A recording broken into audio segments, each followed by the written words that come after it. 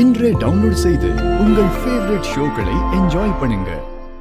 எல்லா வருஷமும் உங்க பொண்ணோட பிறந்த நாளுக்கு எங்க ட்ரஸ்டுக்கு வந்து ஆதரவற்ற குழந்தைங்களுக்கு நீங்க அன்னதானம் கொடுப்பீங்க. ஆனா இந்த வருஷம் உங்ககிட்ட இருந்து போன் எதுவும் வரல. நாளைக்கு உங்க பொண்ணோட பிறந்த நாள், அதான் நாங்களே உங்களை தேடி வந்தோம்.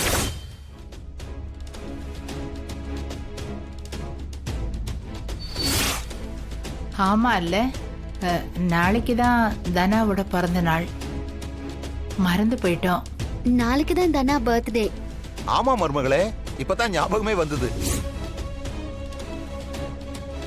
வீட்ல நடந்த பிரச்சனைகளால அதெல்லாம் எங்க ஞாபகம் இருக்க போகுது? மா, இப்ப அத ஞாபகம் வச்சுக்கிட்டா என்ன, இல்லனா என்ன? அவதான் நம்ம யாருமே வேண்டான்னு சொல்லிட்டு போயிட்டாள்ல, அப்புறம் எதுக்கு அவ பிறந்த நாளெல்லாம் நம்ம ஞாபகம் வச்சுக்கணும்? ஐயோ ஏய், இங்க பாருங்க, அந்த பொண்ணுக்கும் எங்களுக்கும் இப்ப எந்த சம்பந்தமும் இல்ல. ஏய் பத்மா, என்ன பேசுற நீ? எல்லா வருஷமும் தனா பிறந்த நாள் அன்னைக்கு மச்சான் அன்னதானம் பண்ணிட்டு இருக்கிறதா வழக்கம். அதத்தானே அவங்க கேக்குறாங்க. ஏன் இப்ப அதை பண்ண என்ன? ஏங்க, அவளே இல்லன்னு ஆயிடுச்சு.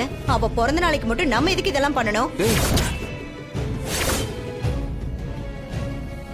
இல்லங்க, அவளுக்கெல்லாம் நாங்க எதுவுமே பண்ற மாதிரி இல்ல. நீங்க கிளம்புங்க.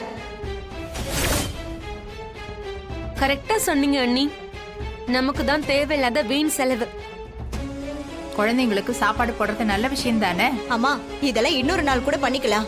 ஆனா நாளைக்கு தனாவுக்குன்னு நம்ம எதுவுமே பண்ணக்கூடாது. ஏய் பத்மா, அத நீ சொல்லாத, மச்சான் சொல்லட்டும். அண்ணா அமைதியா இருக்கிறதுலயே தெரியல உங்களுக்கு அவருக்கு இதுல விருப்பம் இல்லைன்னு. பெரியப்பா, ஒருத்தவங்களுக்கு சாப்பாடு போடுறதுதான் தர்மத்திலேயே பெரிய தர்மம்னு நீங்க அடிக்கடி சொல்லுவீங்க.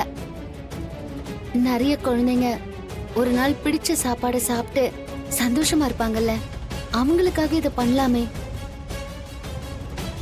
அதான் அண்ணனே அமைதியா இருக்காருல்ல, அதுதான் அவரோட பதில். இங்க பாருங்க, இந்த வருஷம் நாங்க எதுவுமே பண்ணல. நீங்க கிளம்புங்க. அப்ப நம்ம போலாம். போலாம்.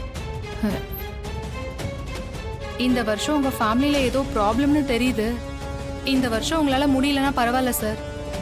ஆனா கண்டிப்பா எல்லா வருஷம் மாதிரியும் இந்த வருஷமும் உங்க பொண்ணுக்காக நாங்களும் எங்க ட்ரஸ்ட்ல இருக்கிற குழந்தைங்களும் ப்ரே பண்ணிப்போம் சார்.